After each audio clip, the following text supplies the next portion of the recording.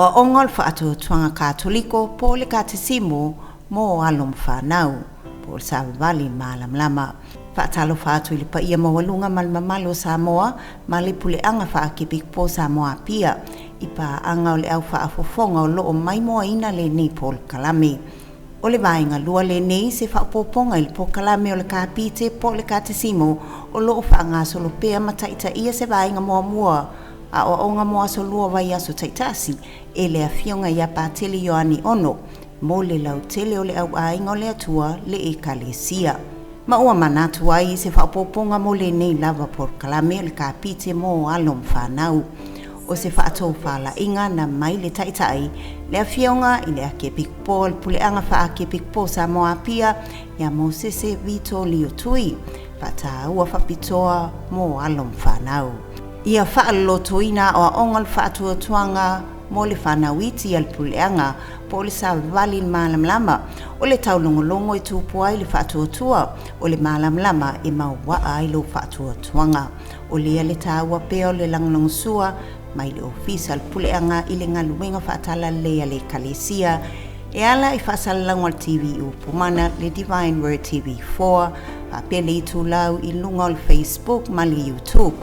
O mta upu a mata ia o ongol whaatua tuanga mo le ni vai tau whaai u taua o ongol le ni tau sanga wa a mata ina i mta upu wha maalam na maino sakala meta. O se wha manatu i lo tātou tiu te vala uina mai le atua na mai lo tātou papatisonga. O le ioe tō manatu matulai. O le moni, o ni wha o safia ngai le mawhai o na tolo poina le poloa inga ia tātou o atu e whainu umamaso. O se po kalame po o onga mo le Fanau o lo ta o tuai lo tātou wa lofa wha maoni le atua tāsi tolu pa ia. Ma wha amata ai alom Fanau e fifia i le upo le lii. Mai le wanglia mātai o mta upu luas fulvalu, whai upu luas fuluiva ma le luas fulu e whapea. O le nei, i o to o atu e whaino umalava masoo, ma pāpatiso atu i a te ilatou i le suafo le tamaa ma le atalii, ma le anganga pa ia. I o to wao atu i a te ilatou i a tausi i mea uma na o whai atu ai a te o tou. Whauta foi, o te i a te o tou i aso malava, i o lava i le ngata anga o le lalolangi.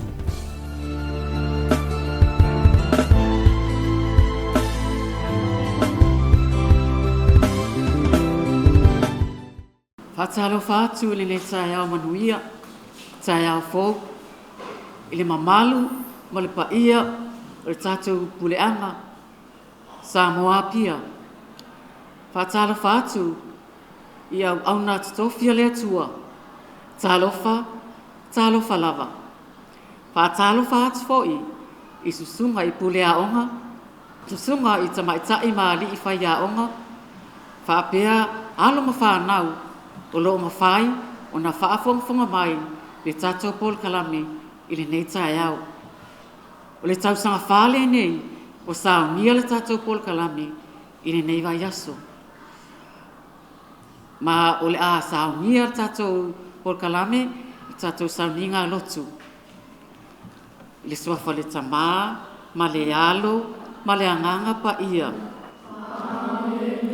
Le whanga fulu, tasi lua pese.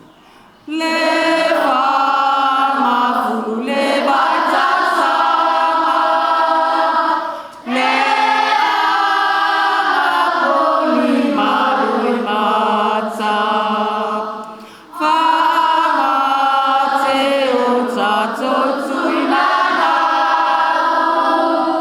Ai tata lopea. Yesu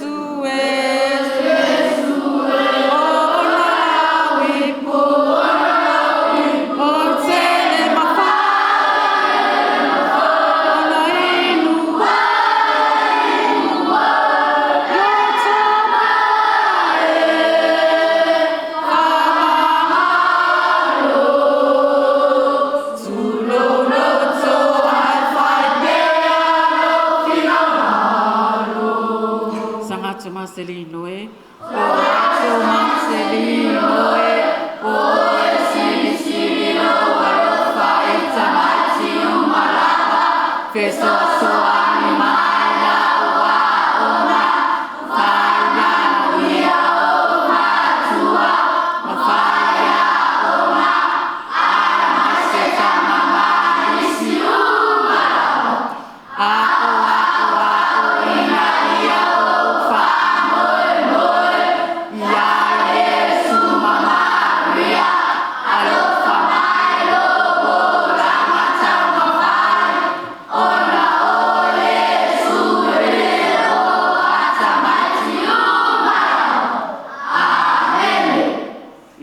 Falita ma le alo ma le anganga pa ia amen tamaiti ya ole toe so ina fole tatu kul kalame ina nei tai au mai ile ai aso te ni ya ole tatu autu ai tau tele I se e mar tatu autu tatu te fa manatu tatu autu le na tea ole tatalo la tatu autu le tatu tala no ai vai aso Watuana. Olea. Ole tatalo. Fai patasi. Ole tatalo. Yoi, ole tatalo. Ai se sina te loa. Se longa lima. Awane e val amai. Pea e loa le tali. Ole ala winga le upu tatalo. Yoi. Ole tatalo. Tatou te tala noa ai ile atua. Tatou te tala noa ai ile atua. E whawhetai ai rona alofa, ma lona angare lei. I le ola ma le malusi, wa fua I mai, tātou te ola ai. Ioi, o le te winga nā le up te talo. I se tangata e se mai santani ma le tale te mala. O se sina te ilo. Ioi, tātou te whaatasi atuai ma le atua. Tātou te wheso o tai atuai I le atua. I le tatalo, ioi. O le sina ala tātou te maua ai le whinangaro pa I o le atua. Tātou te so o tai atu ia te ia e au wala atu I le tatalo. Lea lawa tātou o mai lola I le tātou au tū leo tātou iai.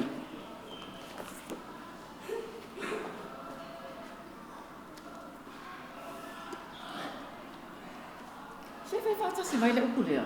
Whālea! Lea tātou tala noa nei. Le tātou au tū ni, o le sini au tū tātou le sone le taia, o le whaale lenga, ioi, tātou te whaale lei ai, o I la se sina te ilua, a tātou whaale lei, o la ale me tam, e ala I o tātou whaale lei. Ioi, ai se a, te tūnunga, la mea le ina whaale lei, oi ma le sio usu.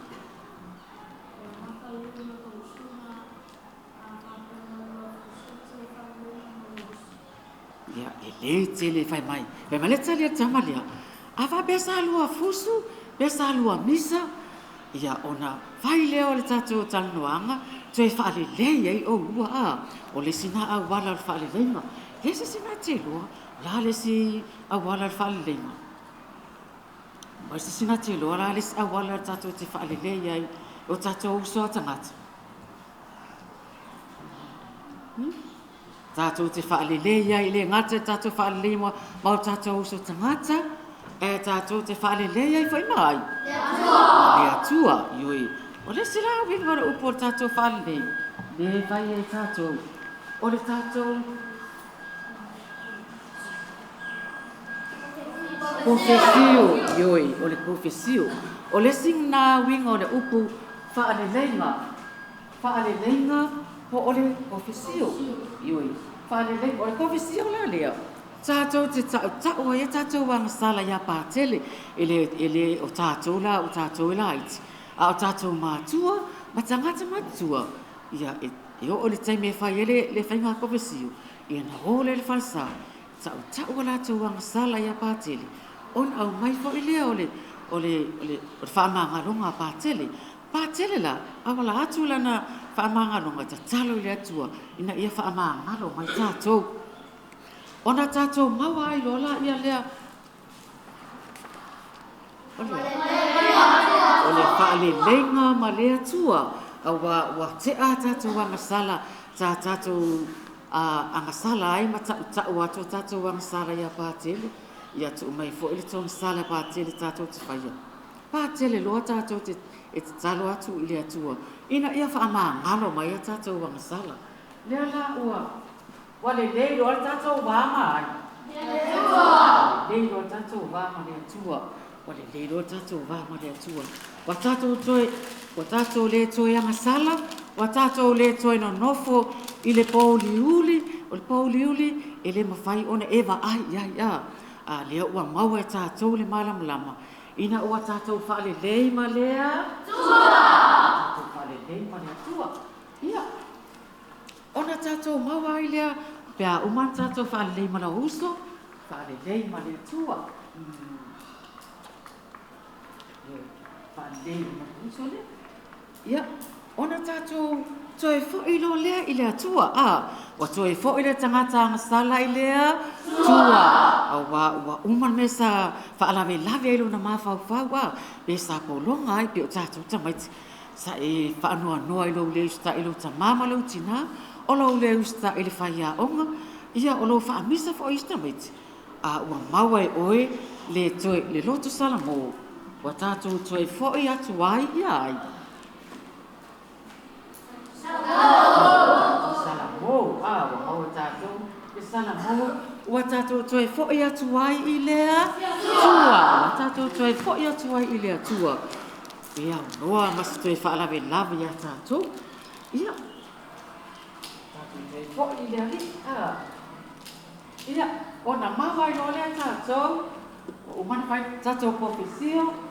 Whaale le tātou mana o uso. Whaale le ma lea tua. Bawa tātou, e salamo, wa tātou toe fo'i i lea li.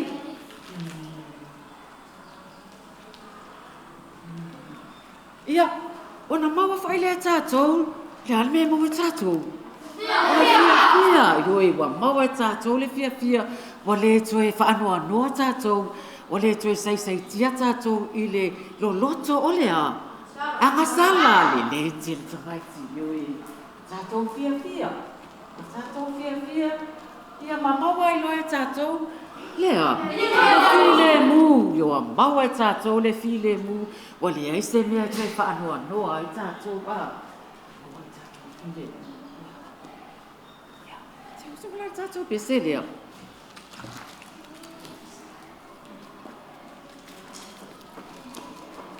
La ua tua e tasi rua pese. La ua tua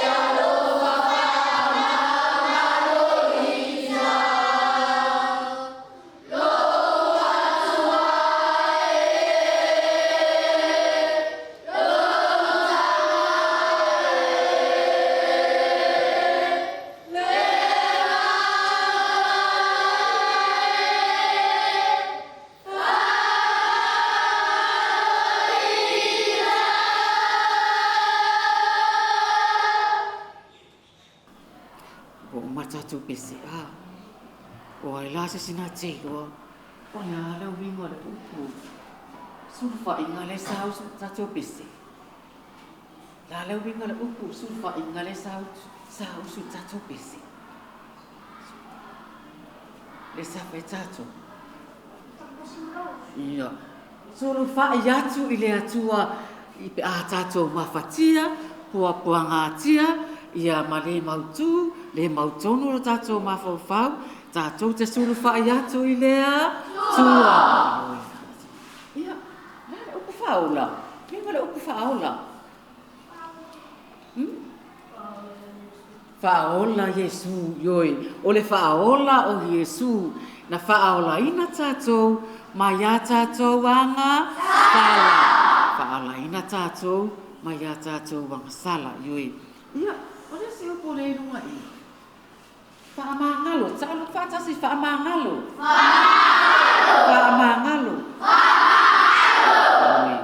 Oi rase sina te lola leo bingo lea upu whaamangalo. Ioi, whaamangalo ina i lea tua a tātou anga sala. Le tue anga sala tātou, wa tātou le tue no nofo i le polonga o le vanu o le ata le oti, o le anga sala lea. Ai ua tue whaamangalo ina tātou i lea tua. Ia, o tātou wa mai lona i le tātou siata lea o tamaiti.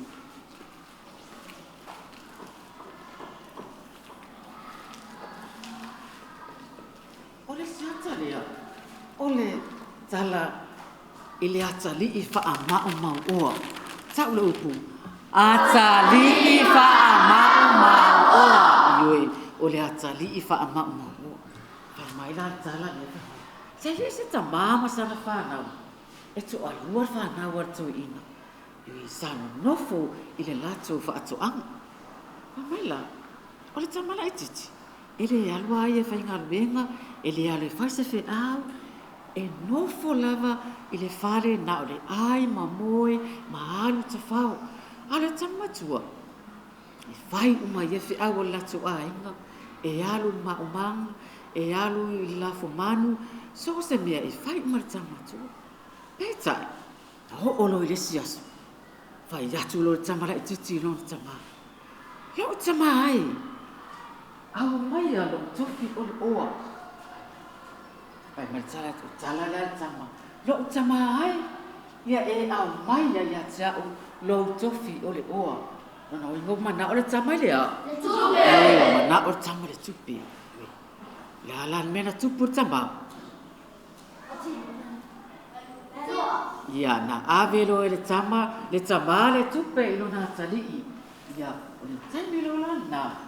Atu ua i loa i le tama, ia lona tama, ai malanga atu loa, i whena malanga i le tama.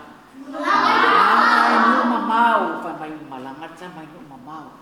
Wahalu, wa spend, wa tele tupe whaalu le tama, tawa whawai mānau ho, o i wharkalap, wa so se mea wahalu ai le tupe tama. Peita, na iai le taimi, ua whaanua noa i loa le tama. Hai sami Fanau no le tama. Kolonga.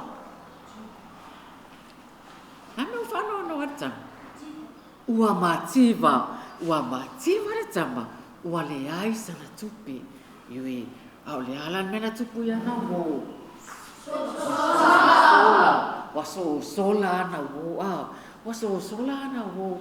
Awa ua mativa. Wafia ai. Wafia inu. Wa masa sai ona lava wale ai se fale no fu ai la almena tupu le tama ya batoi la ngona lona wa la ngona lona sala mo fa pe i fo lona lotu ole a o toi fo i lo tama ui pa mai tama ole a o toi fo i lo tama Sahalu lo le tama. Ilo na tama. Tama watu tama. Nofo mai lava le tama. Ia, safia le tama. Ina o atu e fo i atu lo na atali. Peitai, o le tama. Wale ai sona. Wale ai sona fia. Wale ai sona fia. Ua langona lona. Sahalu. Fai atu lo le tala tama ilo na tama. Lo utama ua o wanga sala i le o le langi a toa ma o luma. Ua le toia maa ona ta ua o sau watali. A ia avea o se tasi o au na iui. O le tala na le tama. Lona winga ua la ngona lona salamu. Ua le toia mana a foi e ta ua o ia o se atali o lon tama. Ai tau o ia o lea. Au na iui. Ai tau ia o le au na iui. O le tala. Ai tātou te au tū lava i le tātou whaelei iui. Tā whaelei lo le tama malo nā tali ua toe maua le la so tanga, ua toe fia. Ia, tatou tilo la tatou wata le nua i.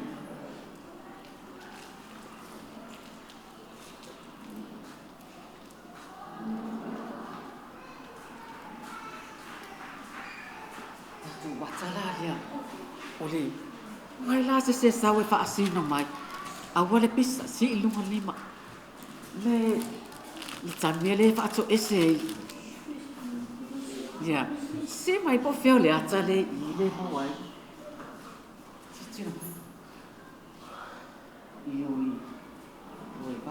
Tira mai le ata le. O le ata le. O le tama o lona. Ata le. Wa ele ngata ina toe whaane le. Awa toe whaamanuia fo iai ia lona tama. E ui lava sa le ustai, ma le whalongo. Ae sa whaamanuia lava iai lona tama.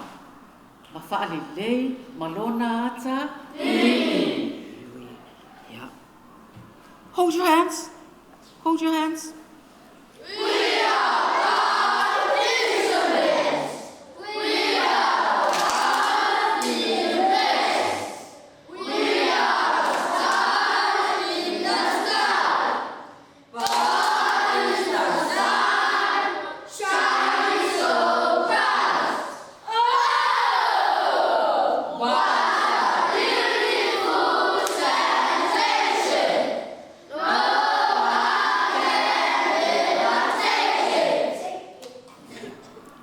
Milani. O le alala a tātou wole I tātou kulupu ta itasi. Ia, ona o whai atua le alvesili. Ai tusi e oe na e ta I tau vaenga. Le tali I le pepa lea.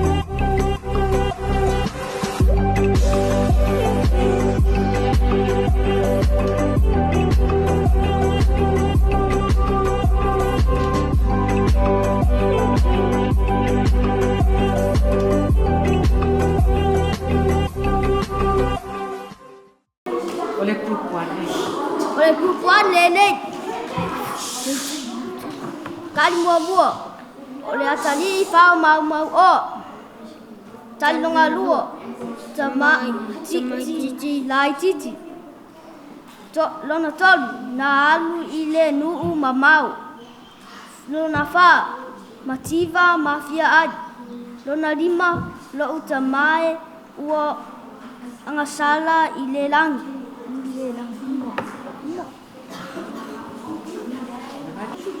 o mea mo o le atari I o le whamau o longa luo tamaiti lona tot na alu tunuu mamau lona whao saramo longa limo mativo lona ono lo tamaa ai ua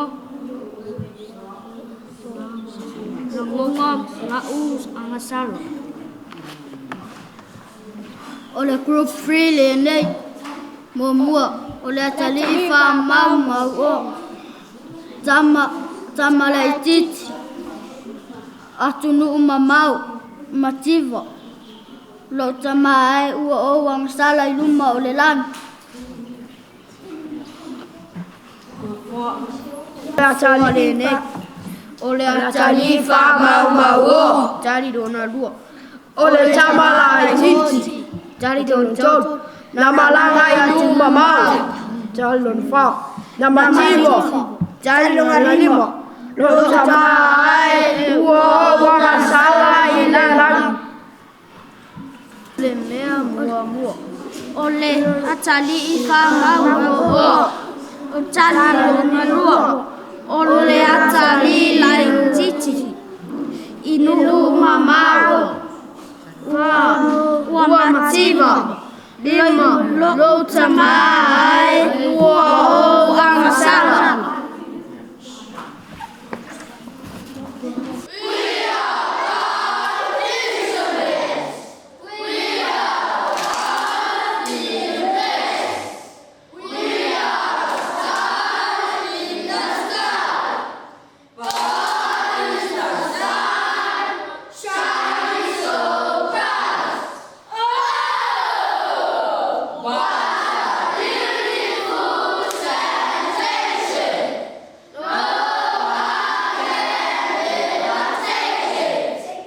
Fai una tato por kalame ne tai au manatu le au ana o family ina la o sila sila tu ta mai le fa awa wino tato por kalame ile si va yaso lu manai nei ai manute le ina le nei yaso to fa soifua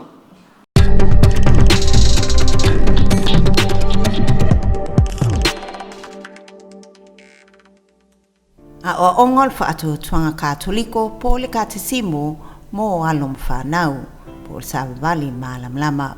Whaatalo whaatu ili pa ia mawalunga malmamalo Samoa mali pule anga whaakipik po Samoa pia ipa anga o le au whaafofonga o loo mai moa ina le nei po kalame. O le vainga lua le nei se whaapoponga ili po kalame o le Kapite po le Katesimo o loo whaanga solo pea mataita ia se vainga moa mua. A o onga moa so lua vai aso taitasi e le afionga ia pātele Ioani ono mo le lau tele o le au ainga o le atua le e kalesia. Ma ua manatu ai se whapoponga mo le nei lava por kalame o le Kapite mo alom Fanau. O se whaatou whala inga na mai le taitai le afionga i le ake pikpo le puleanga wha ake pikpo Samoa pia ia mo sese vito lio tui pata ua whapitoa mo alom Fanau. Ia whaalotoina o ongal whaatuatuanga mo le whanawiti al puleanga po le sa valin malamlama o le taulongolongo i tūpua i le whaatuatua o le malamlama i mauwaa i lo whaatuatuanga o lea le tāua pea o le langlongosua mai le ofisa al puleanga i le ngaluenga whaatala lea le kalesia e ala i whaasalalangwa al TV o Pumana le Divine Word TV4 whapele i tūlau i lunga o le Facebook ma le YouTube. O mta upu a mata ia o ongol whaatuatuanga mo le nei vai tau whaaiu taua o ongol le nei tausanga wa a mata ina i mta upu whaamalamna maina o sakala meta. O se whaamanatu i lo tātou tiu te vala uina mai le atua na mai lo tātou papatisonga. O le ioe tō manatu matulai. O le moni, o ni wha o safianga i le mawhai o na tolo poina le poloa inga i a tātou o atu e whaino umamaso. O se po kalame po o onga mo le Fanau o lo ta o tuai lo tato wa lofa fa maoni le atua tasi tolu pa ia ma fa mata ai alum Fanau e fifia i le upo le li mai le vangilia mata i ta upu luas fulvalu fa upu luas fuluiva ma le luas fulu e fa pea o le nei i o to o atu e whaino umalava masoo ma papatiso atu i a te ilatou i le suafo le tama ma le atali ma le anganga pa ia. I o to wao atu i a te ilatou i a tausi i mea uma na o whai atua i a te o tou. Whauta foi o te i a te o tou i aso malava i o lava i le ngata anga o le larolangi.